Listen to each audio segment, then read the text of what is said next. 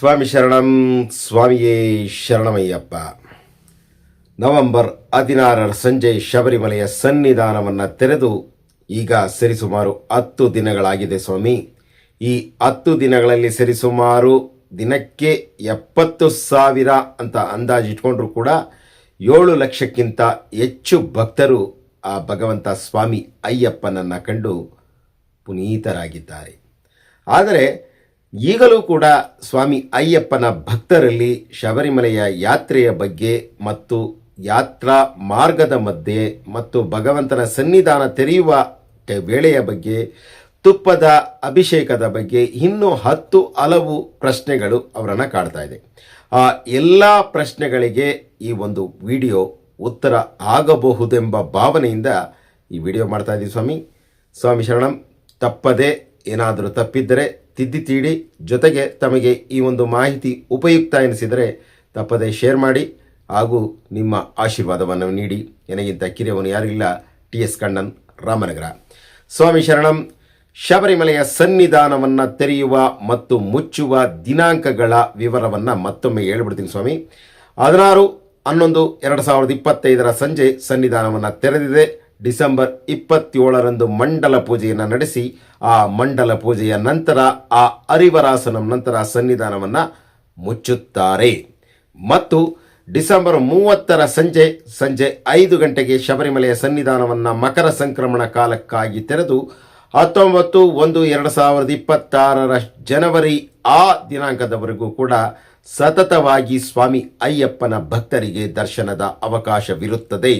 20/1/2026 ಬೆಳಿಗ್ಗೆ ಪಂದಳ ರಾಜವಂಶಸ್ಥರಿಗೆ ಮಾತ್ರ ವಿಶೇಷ ಪೂಜೆಯನ್ನು ಸಲ್ಲಿಸಿ ಸನ್ನಿಧಾನವನ್ನು ಮುಚ್ಚಲ್ಪಡುತ್ತೆ. ತಿರುವಾಭರಣ ಆ ಒಂದು ಭಗವಂತನ ಸನ್ನಿಧಾನದಿಂದ ಪೆರುನಾಡಿನ ಮೂಲಕ ಪಂದಳಕ್ಕೆ ತಲುಪುತ್ತೆ. ಮತ್ತು ಜ್ಯೋತಿಯ ದಿನಾಂಕ ಯಾವುದು ಸ್ವಾಮಿ? 14 15 ಎಂಬ ಪ್ರಶ್ನೆ ಬಹಳಷ್ಟು ಸ್ವಾಮಿಗಳಿಗೆ ಕಾಡ್ತಾ ಇರುತ್ತೆ. ಅದಕ್ಕೆ 4 ವರ್ಷಗಳಿಗೆ ಒಮ್ಮೆ ಬರುವಂತಹ ಜ್ಯೋತಿಯ ದಿನಾಂಕದ ಬದಲಾವಣೆ. ಆದರೆ 2026 ಜ್ಯೋತಿಯ ದಿನ ಮಕರ ಬೆಳಕಿನ ದಿನ 14/1/2026 ಸ್ವಾಮಿ. ಮತ್ತೊಂದು ಪ್ರಶ್ನೆ ಸ್ವಾಮಿ, ನಮಗೆ ಮಂಡಲ ಕಾಲದ ಆ ಒಂದು 26 ಮತ್ತು 27ನೇ ತಾರೀಕು ಸನ್ನಿಧಾನ ತೆರೆದಿರಲ್ವಾ? ಮಂಡಲ ಪೂಜೆ ಅಂತ ಹೇಳ್ತೀರಾ, ಆದರೆ ತೆರೆದಿರಲ್ವಾ ಎಂಬ ಪ್ರಶ್ನೆ ಕಾಡ್ತಾ ಇದೆ ಎಂಬ ಒಂದು ಪ್ರಶ್ನೆ ನಿಮ್ಮನ್ನು ಕಾಡ್ತಾ ಇದೆ. ಯಾಕೆ ಅಂದರೆ 26 ಮತ್ತು 27 ಆನ್ಲೈನ್ ಟಿಕೆಟನ್ನು ಆ ಒಂದು ನವೆಂಬರ್ 1ನೇ ತಾರೀಕು ಏನು ಬಿಟ್ಟರು ಜನವರಿ 10ರವರೆಗೆ, ಆಗ ಡಿಸೆಂಬರ್ 26 ಮತ್ತು 27 ಟಿಕೆಟನ್ನು ಬಿಡಲಿಲ್ಲ. ಏನು ಸ್ವಾಮಿ, ಆಗ ಸನ್ನಿಧಾನವನ್ನು ಮುಚ್ಚಲ್ಪಡ್ತಾರಾ ಎಂಬ ಒಂದು ಪ್ರಶ್ನೆ ನಿಮ್ಮನ್ನು ಕಾಡ್ತಾ ಇದೆ. ನವೆಂಬರ್ 26 ಭಗವಂತನಿಗೆ ಚಿನ್ನದ ಅಂಗಿಯನ್ನು, ಅಂದರೆ ಪಾರ್ಥಸಾರಥಿಯ ಆರನ್ಮೂಲ ಪಾರ್ಥಸಾರಥಿ ದೇವಾಲಯದಿಂದ ಆ ಒಂದು ದೇವಾಲಯಕ್ಕೆ ಬರುವಂತಹ 4.5 ತೂಕದ ಚಿನ್ನದ ಅಂಗಿ ತೊಡಿಸುತ್ತಾರೆ. ಮತ್ತು 27ನೇ ತಾರೀಕು ಮಂಡಲ ಪೂಜೆ. ಈ 2 ದಿನದ ಟಿಕೆಟನ್ನು ಖಂಡಿತವಾಗಿ ಬಿಡ್ತಾರೆ ಸ್ವಾಮಿ. ಬಿಡ್ತಾರೆ. ಯಾವಾಗ ಬಿಡ್ತಾರೆ ಅನ್ನೋದು ಮಾತ್ರ ಖಂಡಿತವಾಗಿ ಅದು ಇನ್ನು ಯಕ್ಷ ಪ್ರಶ್ನೆ. ಯಾರೊಬ್ಬರು ಗಾಬರಿ ಆಗಬೇಡಿ. ಆ ಟಿಕೆಟನ್ನು ಬಿಡ್ತಾರೆ. ಆ ಟಿಕೆಟನ್ನು ಬುಕ್ ಮಾಡ್ಕೊಳ್ಳಿ. ಮತ್ತು ಜನವರಿ 11ರಿಂದ 19ರವರೆಗೆ ಟಿಕೆಟ್ ಇನ್ನೂ ಬಿಟ್ಟಿಲ್ಲ ಸ್ವಾಮಿ. ನಾವು ಜ್ಯೋತಿಗೆ ಯಾತ್ರೆ ಮಾಡಬೇಕು, ನಾವು ವ್ರತವನ್ನು ಪ್ರಾರಂಭ ಮಾಡ್ತಾ ಇದ್ದೀವಿ, ಆದರೆ ಆ ಟಿಕೆಟನ್ನು ಬಿಡ್ತಾ ಇಲ್ಲ. ಖಂಡಿತವಾಗಿ ಅದರ ಟಿಕೆಟನ್ನು ಬಿಡ್ತಾರೆ ಸ್ವಾಮಿ. ಭಕ್ತರಿಗಲ್ಲದೆ ಇನ್ಯಾರಿಗೆ ಸ್ವಾಮಿ ಅದು? ಭಕ್ತ ವತ್ಸಲನಾದ ಆ ಭಗವಂತನನ್ನು ಕಾಣಲಿಕ್ಕೆ ವ್ರತ ಮಾಡಿ ಬರುವ ಭಕ್ತರಿಗಲ್ಲದೆ ಇನ್ಯಾರಿಗೆ ಕೊಡಬೇಕು ಹೇಳಿ? ಖಂಡಿತವಾಗಿ ಬಿಡ್ತಾರೆ. ಅದನ್ನೆಲ್ಲ ಬಿಡ್ತಾರೆ. ಆ ಅನುಮಾನಗಳಿಗೆ ಈ ಎಲ್ಲ ಉತ್ತರ ನಿಮಗೆ ನೀಗಿದೆ ಅಂತ ಭಾವಿಸುತ್ತಾ, ಶಬರಿಮಲೆಯ ಸನ್ನಿಧಾನವನ್ನು ತೆರೆಯುವ ಸಮಯ ಹೇಗೆ ಸ್ವಾಮಿ ಮತ್ತು ಮುಚ್ಚುವ ಸಮಯ ಹೇಗೆ ಎಂಬ ಒಂದು ಪ್ರಶ್ನೆ ನಿಮ್ಮನ್ನು ಕಾಡ್ತಾ ಇರ್ಬೋದು. ಮುಂಜಾನೆ ಬೆಳಗ್ಗೆ 3 ಗಂಟೆಗೆ ತೆರೆಯಲ್ಪಡುವ ಸನ್ನಿಧಾನ ಮಧ್ಯಾಹ್ನ 1 ಗಂಟೆಯವರೆಗೂ ಕೂಡ ಸನ್ನಿಧಾನ ತೆರೆದಿರುತ್ತೆ. ಆದರೆ ಈ ಒಂದು ದಟ್ಟಣೆ ಏನಾಯಿತು, ಅವಾಗ 2 ಗಂಟೆಯವರೆಗೂ ಕೂಡ ಆ ಒಂದು ಸನ್ನಿಧಾನವನ್ನು ತೆರೆಯುವಂತಹ ಒಂದು ಕಾಲ ಬಂದು ಮತ್ತೆ 2ರಿಂದ 3 ಗಂಟೆಯವರೆಗೂ ಮುಚ್ಚಲ್ಪಟ್ಟು 3 ಗಂಟೆಗೆ ಮಧ್ಯಾಹ್ನ 3 ಗಂಟೆಗೆ ಸನ್ನಿಧಾನವನ್ನು ತೆರೆದು ರಾತ್ರಿ 11 ಗಂಟೆ ಅಥವಾ 10-15 ನಿಮಿಷ ಹೆಚ್ಚಾಗಿ 11-10-11-15ಕ್ಕೆ ಹರಿವರಾಸನ ನಂತರ ಸನ್ನಿಧಾನವನ್ನು ಮುಚ್ಚುತ್ತಾರೆ. ಇದು ಪ್ರತಿದಿನವೂ ಕೂಡ ಮಂಡಲ ಕಾಲ ಮಕರ ಕಾಲದಲ್ಲಿನ ಸ್ವಾಮಿಯ ಸನ್ನಿಧಾನವನ್ನು ತೆರೆಯುವ ವೇಳಾಪಟ್ಟಿಯ ಸಮಯ. ಮತ್ತು ತುಪ್ಪದ ಅಭಿಷೇಕ ಆ ಭಗವಂತನಿಗೆ ಬಲು ಪ್ರಿಯವಾದಂತಹ ಅಭಿಷೇಕ ಸ್ವಾಮಿ. ನಾವು ತುಪ್ಪವನ್ನು ತೆಗೆದುಕೊಂಡು ಹೋಗಿದ್ದೀವಿ. ನಾನು ರಾತ್ರಿ ಹೋದರೆ ನನಗೆ ತುಪ್ಪದ ಅಭಿಷೇಕವನ್ನು ಮಾಡಬಹುದೇ ಎಂದು ಭಾಳಷ್ಟು ಸ್ವಾಮಿಗಳು, ಯಾಕೆಂದರೆ ಗೊತ್ತಿಲ್ಲದೆ ಶಬರಿಮಲೆ ಯಾತ್ರೆಯ ಆ ಒಂದು ವಿಚಾರವನ್ನು ತಿಳಿದುಕೊಳ್ಳದೆ ಗೊತ್ತಿಲ್ಲದೆ ಕೇಳ್ತಾರೆ ಸ್ವಾಮಿ. ಅದರಲ್ಲಿ ತಪ್ಪಿಲ್ಲ. ಆದರೆ ಶಬರಿಮಲೆಯ ಆ ಒಂದು ಸನ್ನಿಧಾನವನ್ನು ತೆರೆದಾಗ, ಅಂದರೆ 3 ಗಂಟೆಗೆ ಸನ್ನಿಧಾನವನ್ನು ತೆರೆದರೆ 3:15 ಅಥವಾ 3:10 ಆ ತುಪ್ಪದ ಅಭಿಷೇಕ ಪ್ರಾರಂಭ ಆಗುತ್ತೆ. ಬೆಳಿಗ್ಗೆ 7 ಗಂಟೆಗೆ ತುಪ್ಪದ ಅಭಿಷೇಕವನ್ನು ನಿಲ್ಲಿಸಲ್ಪಡುತ್ತಾರೆ. ಏನಪ್ಪ, ಬರೀ 4 ಗಂಟೆಗಳ ಕಾಲ ತುಪ್ಪದ ಅಭಿಷೇಕಕ್ಕೆ ಅಷ್ಟೊಂದು ಸಾವಿರಾರು ಭಕ್ತರು ಹೋಗ್ತಾರೆ, ಅವರ ತುಪ್ಪವನ್ನೆಲ್ಲ ಅಭಿಷೇಕ ಮಾಡಬಹುದಾ ಎಂಬ ಪ್ರಶ್ನೆ ನಿಮ್ಮನ್ನು ಮತ್ತೆ ಕಾಡುತ್ತೆ. 7 ಗಂಟೆಗೆ ವಿಶೇಷವಾದ ಅಲ್ಲಿ ಉಷಾ ಪೂಜೆ ಇರುತ್ತೆ, ಅದನ್ನಕ್ಕಾಗಿ ನಿಲ್ಲಿಸ್ತಾರೆ ಸ್ವಾಮಿ. ಅದಕ್ಕಾಗಿ ಆಗ 7ರಿಂದ 8 ಗಂಟೆಯವರೆಗೆ ಆ ಪೂಜೆ ಇರುತ್ತೆ. ಆಗ ತುಪ್ಪದ ಅಭಿಷೇಕ ಇರೋದಿಲ್ಲ. ಮತ್ತೆ 8ರಿಂದ ಮಧ್ಯಾಹ್ನ ಅಪರಾಹ್ನ ಬೆಳಿಗ್ಗೆ 11 ಗಂಟೆ ಅಥವಾ 11:30ರವರೆಗೆ ಆ ತುಪ್ಪದ ಅಭಿಷೇಕ ಭಗವಂತನಿಗೆ ಬಲು ಪ್ರಿಯವಾದ ನಮ್ಮ ಜೀವಾತ್ಮದ ಮತ್ತು ಜೀವ ಆತ್ಮದ ಆ ಒಂದು ದೇಹ ಮತ್ತು ಆತ್ಮದ ಸಂಬಂಧದ ಆ ತುಪ್ಪದ ಅಭಿಷೇಕ ನಡೀತಾ ಇರುತ್ತೆ. ತಪ್ಪದೆ ಎಲ್ಲರೂ ಕೂಡ ಶಬರಿಮಲೆ ಯಾತ್ರೆಯನ್ನು ಮಾಡುವವರು ಒಂದು ದಿನ ಅಲ್ಲಿ ಹೇಗೆ ನಿಮ್ಮ ವೇಳಾಪಟ್ಟಿಯನ್ನು ಮಾಡ್ಕೊಳ್ತಿರೋ ಹಾಗೆ ಆ ಭಗವಂತನಿಗೆ ತುಪ್ಪದ ಅಭಿಷೇಕವನ್ನು ಖಂಡಿತ ಮಾಡಿ ಬನ್ನಿ ಸ್ವಾಮಿ. ಇದು ಆ ಭಗವಂತನ ಸನ್ನಿಧಾನದ ವಿಚಾರ. ಮತ್ತೆ ಪಡಿಪೂಜೆ ಇರುತ್ತಾ ಸ್ವಾಮಿ? ಈಗ ನಾವು ಪಡಿಪೂಜೆಯನ್ನು ನೋಡಬೇಕು ಅಂತ ಅಂದ್ಕೊಂಡಿದ್ದಾರೆ ಸ್ವಾಮಿ. ಜನವರಿ 14ರವರೆಗೆ ಆ ಒಂದು ಸನ್ನಿಧಾನದಲ್ಲಿ ಪಡಿಪೂಜೆ ಇರುವುದಿಲ್ಲ. ಈಗಾಗಲೇ ಈ ವಿಚಾರವನ್ನು ಪ್ರಸ್ತುತಪಡಿಸಿದ್ದೀವಿ. ಯಾಕೆ ಅಂದರೆ ಪ್ರತಿ ಒಂದು ನಿಮಿಷಕ್ಕೆ 75ರಿಂದ 80 ಸ್ವಾಮಿಗಳು ಮೆಟ್ಟಿಲನ್ನು ಹತ್ತಿ ದರ್ಶನವನ್ನು ಮಾಡಬೇಕು ಅಂದರೆ ಸರಿಸುಮಾರು 1 ಗಂಟೆಗಳ ಕಾಲ ಆ ಭಗವಂತನ ಪಡಿಪೂಜೆ ನಡೆಯುತ್ತಾ ಇದ್ದಾರೆ. ಅದರಿಂದ ಆ 1 ನಿಮಿಷಕ್ಕೆ 80 ಜನಗಳು ಅಂದರೆ 60 ನಿಮಿಷಕ್ಕೆ ಎಷ್ಟು ಜನ ಲೆಕ್ಕ ಹಾಕೊಳ್ಳಿ ಸ್ವಾಮಿ. 80 × 60 ಅಂದರೆ 4,800 ಸ್ವಾಮಿಗಳನ್ನು ನಾವು ತಡೆದಿಟ್ಟಂಗಾಗತ್ತೆ. ಅದಕ್ಕಾಗಿ ಆ ಒಂದು ಕಾಲದಲ್ಲಿ ಪಡಿಪೂಜೆ ಇರೋದಿಲ್ಲ. ಜನವರಿ 15ರಿಂದ ಜನವರಿ 19 ಅಥವಾ 18ರವರೆಗೆ ಆ ಒಂದು ಪಡಿಪೂಜೆ ಸೇವೆ ಇರುತ್ತೆ ಸ್ವಾಮಿ. ಈ ಒಂದು ವಿಚಾರವನ್ನು ನಿಮಗೆ ತಿಳಿಸ್ತಾ ಇದ್ದೀನಿ. ಮತ್ತೆ ಭಗವಂತನ ಸನ್ನಿಧಾನವನ್ನು ತೆರೆಯುವ ದಿನಾಂಕ ಏನೋ ಗೊತ್ತಾಯಿತು. ಮತ್ತು ಯಾವ ಮಾರ್ಗದಲ್ಲಿ ನಾವು ಪಂಪೆಯಿಂದ ಸನ್ನಿಧಾನವನ್ನು ತಲುಪಬಹುದು. ಮತ್ತು ಬೇರೆ ಮಾರ್ಗಗಳು ಇದೆ, ಪಂಪೆಗೆ ಬರಲಿಕ್ಕೆ ಮಾರ್ಗಗಳಿದೆ, ಅದನ್ನು ತಿಳಿಸ್ತೀನಿ. ಆದರೆ ಪಂಪೆಯಿಂದ ಸನ್ನಿಧಾನಕ್ಕೆ ಹೋಗುವಂಥ ಮಾರ್ಗಗಳು ಯಾವುದು ಸ್ವಾಮಿ? ಶಬರಿಮಲೆಯಲ್ಲಿ 2 ಮಾರ್ಗಗಳಿದೆ. ಒಂದು ಪಂಪೆಯಿಂದ ಪಂಪಾ ಗಣಪತಿಯವರೆಗೆ ನೀವು ಸ್ಕ್ಯಾನ್ ಮಾಡಿಸ್ಕೊಂಡು ಆ ಒಂದು ನೀಲಿಮಲೆ ಅಪ್ಪಾಚಿಮೇಡು ಶಬರಿಪೀಠ ಆ ಆದಿಯಲ್ಲಿ ಸನ್ನಿಧಾನವನ್ನು ಸೇರುವಂತಹ ಮಾರ್ಗ. ಮತ್ತೊಂದು ಆ ಒಂದು ಪಂಪಾ ಗಣಪತಿಯಿಂದ ಸ್ಕ್ಯಾನ್ ಮಾಡಿಸ್ಕೊಂಡು ಆ ಒಂದು ಮೆಟ್ಟಿಲನ್ನು ಎಡಭಾಗಕ್ಕೆ ಹತ್ತಿದ್ರೆ ತಾವುಗಳು ನೀಲಿಮಲೆಯ ಆದಿಯಲ್ಲಿ ಸಾಧಿಸ್ತೀರಾ. ಮತ್ತೊಂದು ಸುಬ್ರಹ್ಮಣ್ಯ ಪಾದೆ ಅಂತಿತ್ತು, ಅದನ್ನು ಈಗ ಸ್ವಾಮಿ ಅಯ್ಯಪ್ಪನ ಪಾದೆ ಅಂತಾರೆ. ಆ ಅಯ್ಯಪ್ಪನ ಪಾದೆಯಲ್ಲಿ ಟ್ರ್ಯಾಕ್ಟರ್ಗಳು ಹೋಗ್ತಾ ಇದೆ. ಈಗ ಅದು ಮೊದಲಿಗೆ ಕತ್ತೆ ರೋಡ್ ಅಂತ ನಾವು ಸ್ವಾಮಿಗಳು ಆಡು ಭಾಷೆಯಲ್ಲಿ ಕರಿತಾ ಇದ್ರು. ಕತ್ತೆಗಳ ಮೂಲಕ ಸರಕು ಸಾಮಾನುಗಳನ್ನು ಸಾಗಿಸ್ತಾ ಇದ್ರು. ಆ ರಸ್ತೆಯಲ್ಲೂ ಕೂಡ ಭಕ್ತರಿಗೆ ಅವಕಾಶ 2 ರಸ್ತೆಯಲ್ಲಿ ಇದೆ. ಆದರೆ ಭಕ್ತರ ಸಂಖ್ಯೆ ಹೆಚ್ಚಾದಾಗ ಖಂಡಿತವಾಗಿ ಒಂದೇ ಮಾರ್ಗದಲ್ಲಿ ತಮಗೆ ಆ ಒಂದು ನೀಲಿಮಲೆ ಅಪ್ಪಾಚಿಮೇಡು ಶಬರಿಪೀಠ ಆನಂತರ ಶರಂಗುತ್ತಿಯನ್ನು ಬಳಸಿಕೊಂಡು ಆ ಒಂದು ನಡಪಂಥಲಿಗೆ ಬರಬೇಕು. ಯಾಕೆ ಒಂದೇ ಮಾರ್ಗದಲ್ಲಿ ಬಿಡ್ತಾರೆ ಅಂದರೆ ಆ ಭಗವಂತನ ಸನ್ನಿಧಾನವನ್ನು ಭಗವಂತನನ್ನು ದರ್ಶಿಸಿ ತಮ್ಮ ಮತ್ತೆ ಹಿಂತಿರುಗಿ ಬರುವ ಭಕ್ತರು ಆ ಒಂದು ರಸ್ತೆಯಲ್ಲೇ ಬಿಡ್ತಾ ಇದ್ದಾರೆ. ಅಂದರೆ ಏನು ಸ್ವಾಮಿ ಅಯ್ಯಪ್ಪನ ಪಾದೆ ಅಂತ ಇದೆ, ಕತ್ತೆ ರೋಡ್ ಅಂತ ಹೇಳ್ತೀವಿ. ಟ್ರ್ಯಾಕ್ಟರ್ಗಳು ಬರೋರಂತೂ ಅದು ಸಿಕ್ಕಾಪಟ್ಟೆ ಕರುವುಗಳಿರುತ್ತೆ. ಬರಬೇಕಾದ್ರೆ ನಿಧಾನವಾಗಿ ಮತ್ತು ಸ್ಲೋಪ್ ಇರುತ್ತೆ. ಮಳೆ ಗಿಳೆ ಇದ್ದರೆ ನಿಧಾನವಾಗಿ ಬನ್ನಿ ಸ್ವಾಮಿ. ಇದು ನಿಮಗೆ ಮತ್ತೊಂದು ಮಹೋನ್ನತವಾದ ವಿಚಾರ. ಈ 2 ಆದಿಯನ್ನು ಏನಾದರೂ ಬ್ಲಾಕ್ ಮಾಡಿ ಮುಚ್ಚಲ್ಪಡ್ತಾರಾ, ಭಕ್ತರನ್ನ ಯಾವುದೇ ಸಮಯಕ್ಕೆ ಬಿಡೋದಿಲ್ವಾ ಎಂಬ ಒಂದು ಪ್ರಶ್ನೆ ನಿಮ್ಮನ್ನು ಕಾಡುತ್ತೆ ಸ್ವಾಮಿ. ಯಾವುದೇ ದಿನದ 24 ಗಂಟೆಗಳು ಕೂಡ ಆ 2 ರಸ್ತೆಯಲ್ಲಿ ಬರುವ ಮತ್ತು ಹೋಗುವ ಅವಕಾಶ ಖಂಡಿತವಾಗಿ ಇರುತ್ತೆ. ಇದರಲ್ಲಿ ಯಾವುದೇ ಒಂದು ಅಡೆತಡೆಗಳಿರಲ್ಲ. ಮತ್ತು ಈ ರಸ್ತೆಯಲ್ಲಿ ಏನೇನು ಸೌಲಭ್ಯಗಳಿದೆ ಅಂತ ತಮಗೂ ಕೂಡ ಹೇಳ್ಬೋದು. ವೈದ್ಯಕೀಯ ಸೌಲಭ್ಯಗಳಿದೆ, ತುರ್ತು ಆ ಒಂದು ಎಮರ್ಜೆನ್ಸಿಗಳಿದ್ದಾಗ, ಉಸಿರಾಟದ ಸಮಸ್ಯೆಗಳಿದ್ದಾಗ ಆಕ್ಸಿಜನ್ ನೀಡುವಂಥ ಒಂದು ಸೌಲಭ್ಯಗಳಿರುತ್ತೆ. ಮತ್ತು ಕೆಲವೊಂದು ಆರ್ಥೋಗಳಿರುತ್ತಾರೆ ಮತ್ತು ಆಯುರ್ವೇದಿಕ್ ಔಷಧಿಗಳನ್ನು ನೀಡಿರುತ್ತಾರೆ. ಮತ್ತು ಸುತ್ತ ಸುತ್ತಮುತ್ತ ನಿಮಗೆ ಎಲ್ಲ ತಂಪು ಪಾನೀಯಗಳ ಒಂದು ಹೋಟೆಲ್ಗಳು ಮತ್ತು ತಿನ್ನಲಿಕ್ಕೆ ಹೋಟೆಲ್ಗಳು ಎರಡೂ ರಸ್ತೆಯಲ್ಲಿದೆ. ಯಾವುದೇ ಒಂದು ಆತಂಕ ಬೆಲ ಮತ್ತು ಕುಡಿಯುವ ನೀರಿನ ವ್ಯವಸ್ಥೆಯನ್ನು ಕೂಡ ಅಲ್ಲಲ್ಲಿ TDB ಅವರು ಮಾಡಿದ್ದಾರೆ. ಮತ್ತು ಬಿಸಿಯಾದ ಆ ಒಂದು ಒಂದು ಬಿಸಿ ನೀರಿಗೆ ಅಲ್ಲಿನ ಆಯುರ್ವೇದಿಕ್ ಔಷಧಿಯನ್ನು ನೀಡುವಂತಹ ಕೆಲವೊಂದು ಮೆಡಿಷನ್ ಯುಕ್ತವಾದಂತಹ ಮೆಡಿಕೇಟೆಡ್ ವಾಟರ್ಗಳನ್ನು ನೀಡ್ತಾರೆ. ಅದನ್ನು ಕುಡಿದುಕೊಂಡು ತಾವು ಬೆಟ್ಟ ಹತ್ತುವುದು ಮತ್ತು ನಿಧಾನವಾಗಿ ತಾಳ್ಮೆಯಿಂದ ತಮ್ಮ ತಂಡದ ಜೊತೆಗೂಡಿ ವಯಸ್ಸಾದವರನ್ನು ಕರೆದೋಗಿದರೆ, ಮಕ್ಕಳನ್ನು ಕರೆದೋಗಿದರೆ ನಿಧಾನವಾಗಿ ಕರ್ಕೊಂಡೋಗಿ ಸ್ವಾಮಿ. ಇದು ಆ ಎರಡು ಹಾದಿಯ ವಿಶೇಷವಾದ ಮನವಿ. ಮತ್ತೊಂದು ಸ್ವಾಮಿ, ನಮಗೆ ಶಬರಿಮಲೆಯಲ್ಲಿ ಅನ್ನದಾನವನ್ನು ಎಲ್ಲಿ ಮಾಡ್ತಾರೆ, ಅನ್ನದಾನದ ಕೌಂಟರ್ ಎಲ್ಲಿದೆ ಸ್ವಾಮಿ? ಬೆಳಿಗ್ಗೆ 7 ಗಂಟೆ ಅಥವಾ 7:15 ಟಿಫನನ್ನು ಕೊಡಲಿಕ್ಕೆ ಪ್ರಾರಂಭ ಮಾಡ್ತಾರೆ. 10 ಗಂಟೆಯವರೆಗೂ ಕೂಡ ಆ ಟಿಫನನ್ನು ಕೊಟ್ಟು 10:30ರಿಂದ ಮಧ್ಯಾಹ್ನದ ಊಟ ಅಂದರೆ ಲಂಚ್ ಕೊಡ್ತಾರೆ, ಲಂಚ್ ಕೂಪನ್. ಮತ್ತು ಸಂಜೆ 5 ಗಂಟೆಗೂ ಕೂಡ ಬ್ರೇಕ್ಫಾಸ್ಟ್ ಅಂತಲೇ ಕೊಡ್ತಾರೆ. ಯಾಕೆಂದರೆ ಸ್ವಾಮಿ ಅಯ್ಯಪ್ಪನ ಭಕ್ತರಿಗೆ ಯಾವುದೇ ಅನ್ನದ ಆ ಊಟವನ್ನು ರಾತ್ರಿಯ ಸಮಯದಲ್ಲಿ ನೀಡೋದಿಲ್ಲ, ಮಧ್ಯಾಹ್ನ ಮಾತ್ರ ಅನ್ನದ ಊಟ ಕೊಡ್ತಾರೆ. ಸಂಜೆ 5ರಿಂದ ಅಥವಾ 6ರಿಂದಲೂ ಕೂಡ ಅಲ್ಲಿ ಆ ಭಕ್ತರಿಗೆ ಅವಕಾಶ ಇರುತ್ತೆ.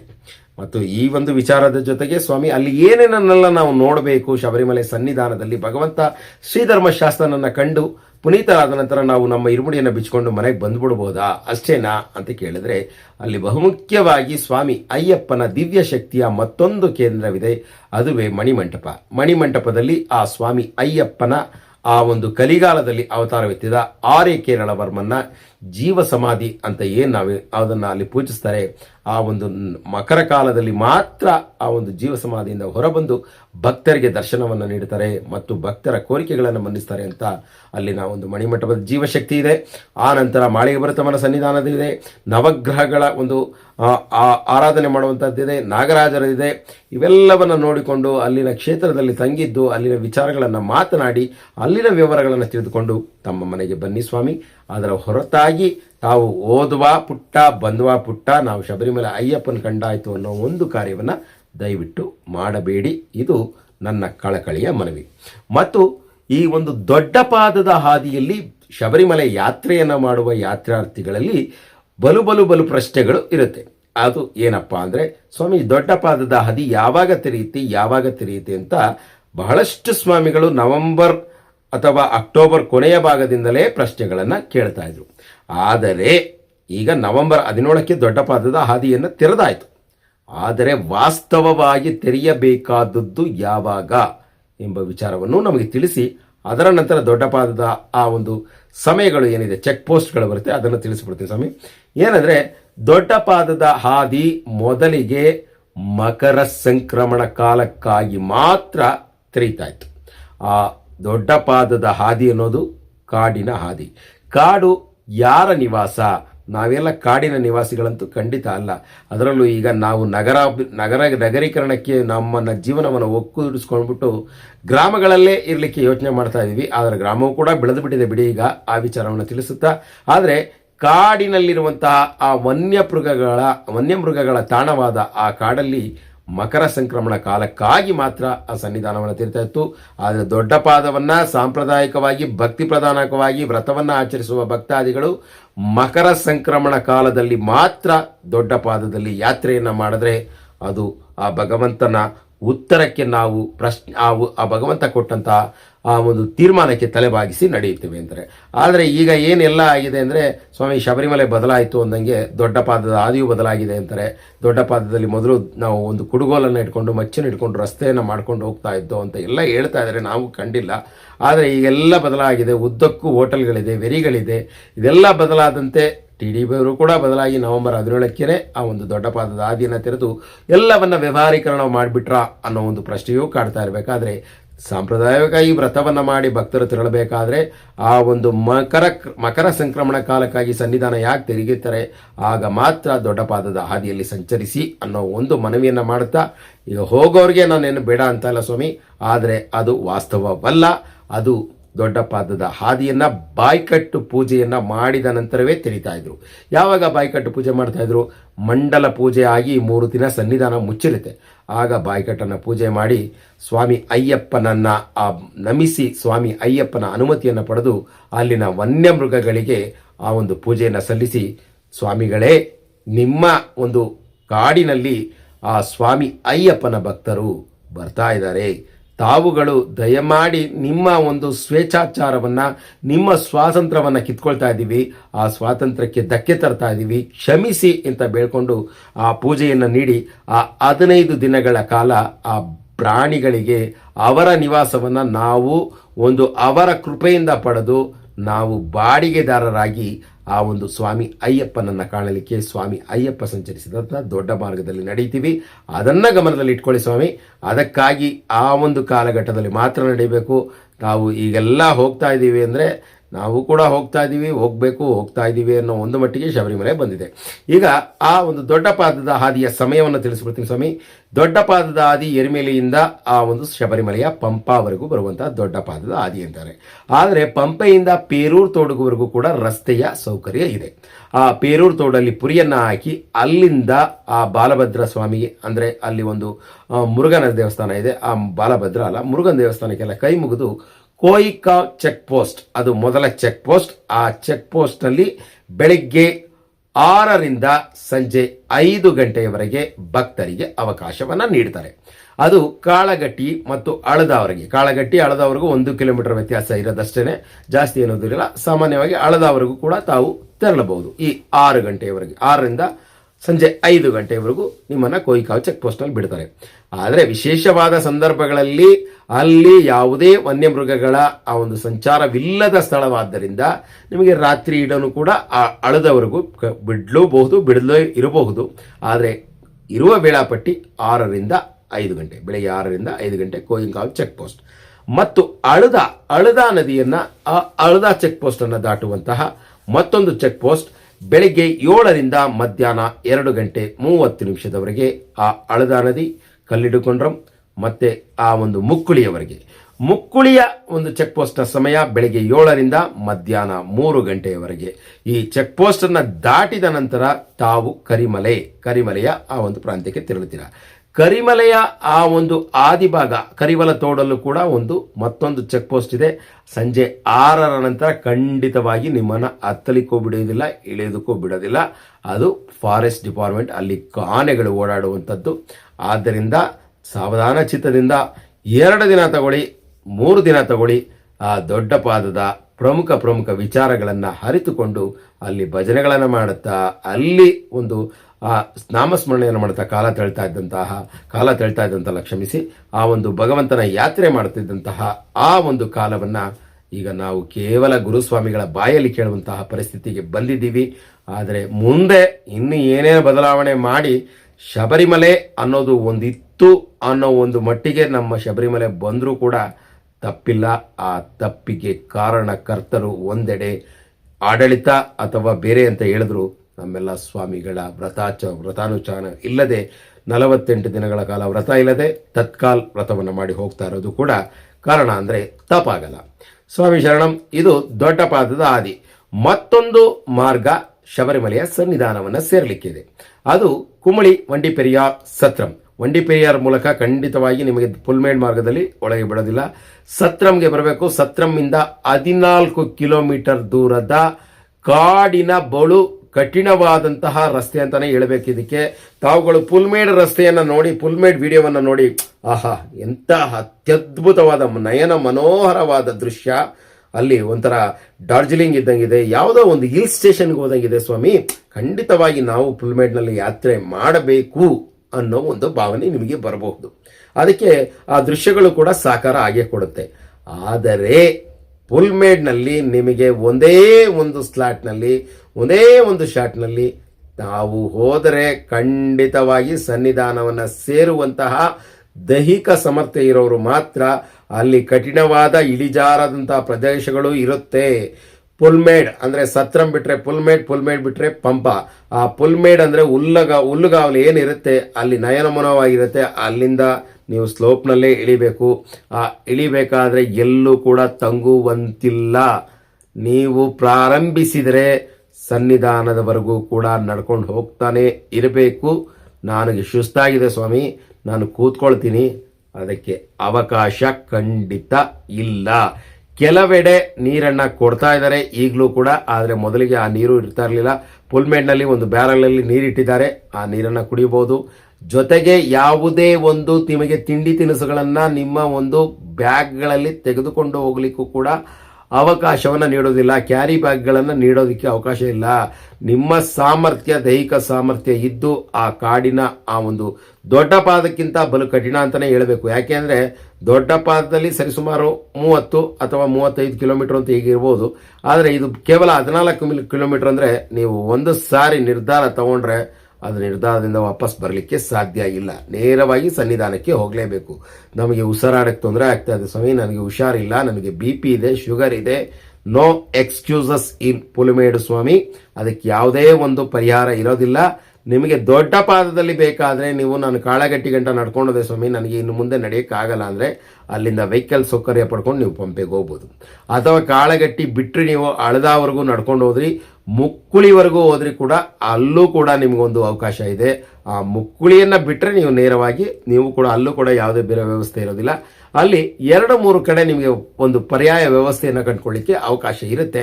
ಆದರೆ ಪುಲ್ಮೇಡ್ನಲ್ಲಿ ಅಂತಹ ಅವಕಾಶಗಳು ಖಂಡಿತ ಇಲ್ಲ.